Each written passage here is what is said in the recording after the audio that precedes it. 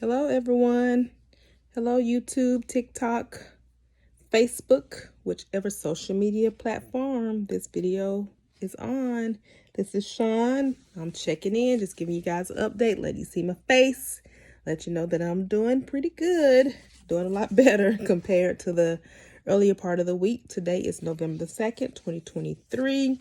I just wanted to hop on here to talk about some of the side effects of chemo.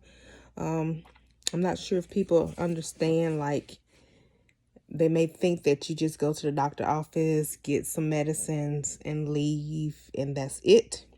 But chemotherapy is a lot excuse me, a lot more harsh than people on the body than people really know.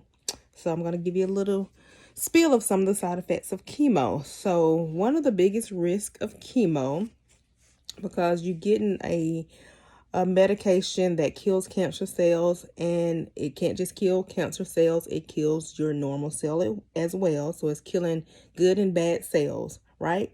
So when it's killing those cells, all of your labs, your body is doing all kind of things to try to fight this foreign medicine that's in your body, like what's going on. So your labs, your blood work changes, your lab changes, like your white blood count, your red blood count, all of your body parts are affected. So risk for infection is one thing that a chemotherapy patient is at risk for. And meaning risk for infection is your white blood count is low, so your body is trying to fight off what's going on. Excuse me.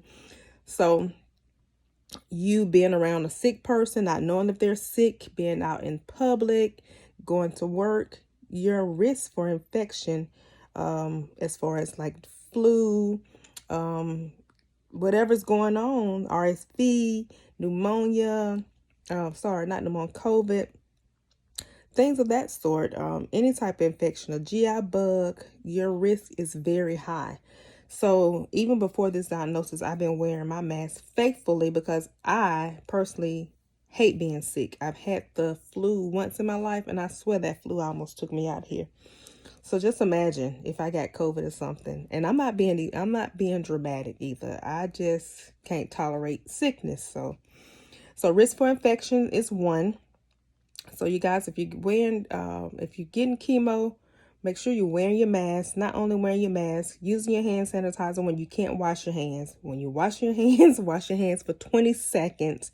Turn the water on. Put soap on your hands. Put a little water in your hand. Lather up the soap. Count for 20 seconds. Did I say 20 minutes?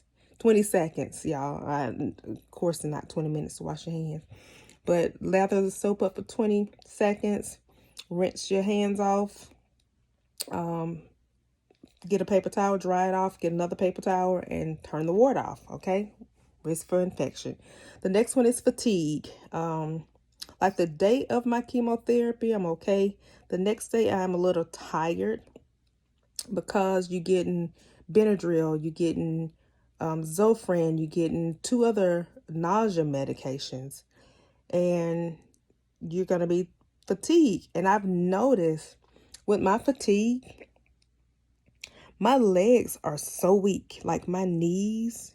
And I've had like one bad knee in the past. And when I had my scan of my body, like a PET scan, my knees and my feet lit up because those areas are not so good. I've worked at a hospital for 23 years, walked on concrete floors. So my knees and my feet are hurt when I walk. So my legs, they're fatigued. I could just feel like the weakness in my legs. The next one is, they call it chemo brain fog, like forgetfulness. I don't think I have that as much, but I'm monitoring it, and I'm asking my family and friends, if they noticing it. I don't think it's changed. I do have some forgetfulness sometimes. Hey, we all do. The next one is neuropathy.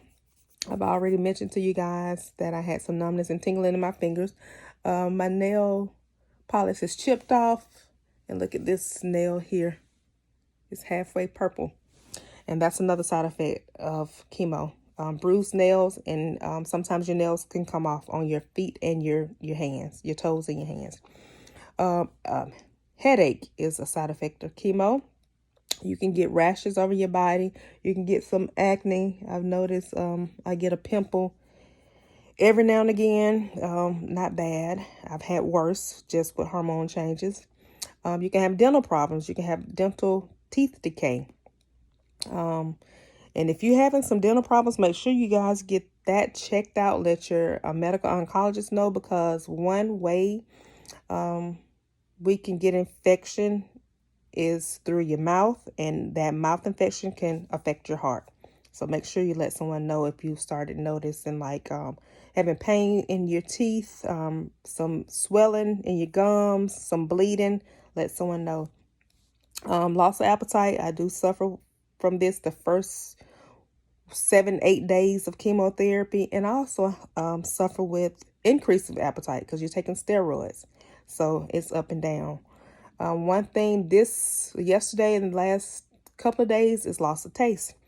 When I did my consultation with my surgeon, they gave me like a gift bag and it had some lemon heads in it, and the lemon heads kind of lemon helps with like nausea, your taste. But yesterday I ate some lemon heads at work. I couldn't even taste them.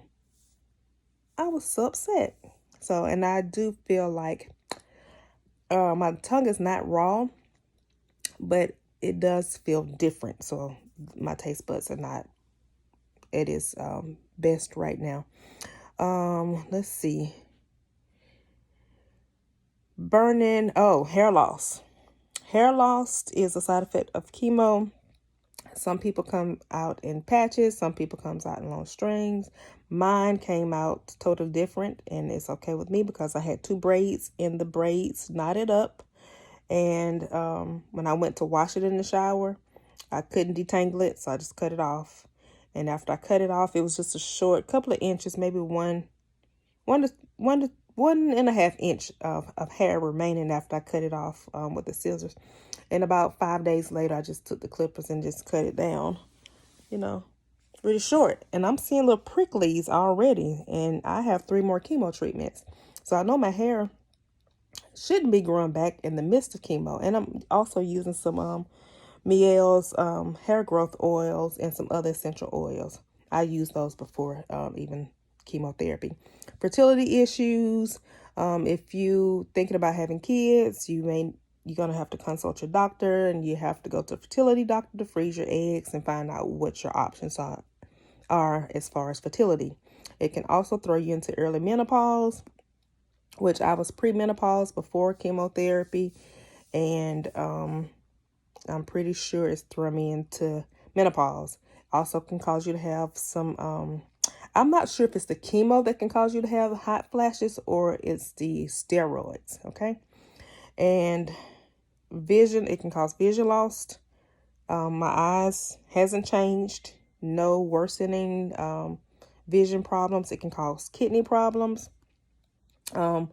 Kidney failure, elevated kidney enzymes, UTI, some incontinence, which I've experienced that. Very strange.